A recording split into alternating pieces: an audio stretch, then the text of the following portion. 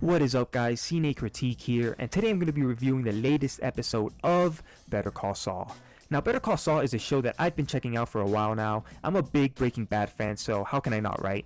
But to tell you the truth, I found Better Call Saul to be pretty disappointing compared to Breaking Bad. Yes, the show is still very well written and has an ensemble of great characters, but the series has mainly been missing that edge of your seat excitement that was all over Breaking Bad's 5-season run.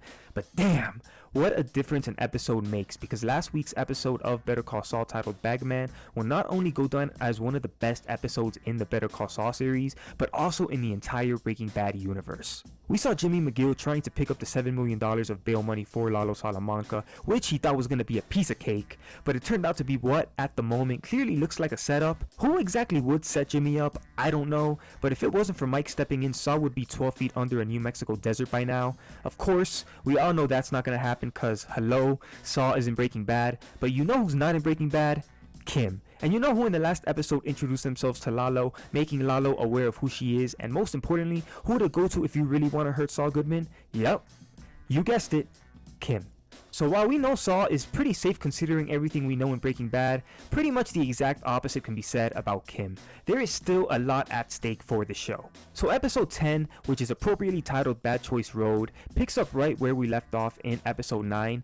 Jimmy and Mike survive their whole ordeal in the desert. Great makeup, by the way, and Jimmy posts the bail for Lalo Salamanca himself, and the very first thing Lalo tells Jimmy is how fuckable he thinks Kim is. It doesn't really bode well for Jimmy, but definitely not for Kim. Jimmy is clearly shaken over nearly dying in the desert, and even though he acts like it's business as usual, Kim wants him to cut the BS and get down to what really happened. Cause now she saw the bullet in the coffee mug, she knows what's up. That's really what's at the heart of this episode, which is what I was pretty much expecting this episode to be. Bagman was an absolute explosion of events. Bad Choice Road is the debris that's floating in the air. So over on Mike and Gus's side, they're trying to get down to who was behind the desert setup, but even Stevie Wonder could see where it came from. It's obviously the Salamancas, and if it's not, we're up for a wild 2 episodes. Also, Nacho seems to be pretty safe, for now at least, but being that we're still a season away from the finale, maybe that's not such a good thing. Besides Kim, Nacho is the biggest question mark of the show going forward. He's kind of been this show's Mexican version of Jesse Pinkman, except brown and less annoying, but just like Jesse, Mike seems to like Nacho a lot, which is the main thing Nacho has going for him. But like Gus says in this episode, a dog who bites every owner he's had can only be disciplined with a firm hand. By Nacho screwing over his family, as bad to him as his family has been, it could be the ultimate thing that does him in. A lot of this episode was used for setting up the confrontation that's going to happen in the final episode of this season between Jimmy, Kim, Nacho, Mike, and Gus, and what exactly they're going to do about Lalo. You can tell Vince Gilligan is moving the chess pieces around, but the star of this episode is really Kim. She quits her law firm, gives up Masa Verde. Jimmy thinks she's making a bad choice, and as Mike tells Saul earlier in this episode, bad choices lead down a bad choice road.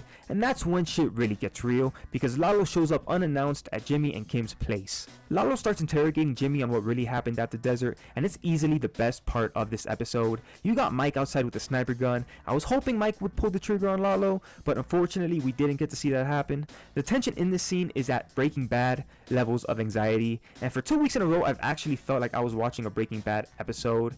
It's on, guys. I think it's gonna feel like Breaking Bad from here on out. It took Vince Gilligan 5 seasons to get there, but you know what? We finally got there, so I'm not complaining.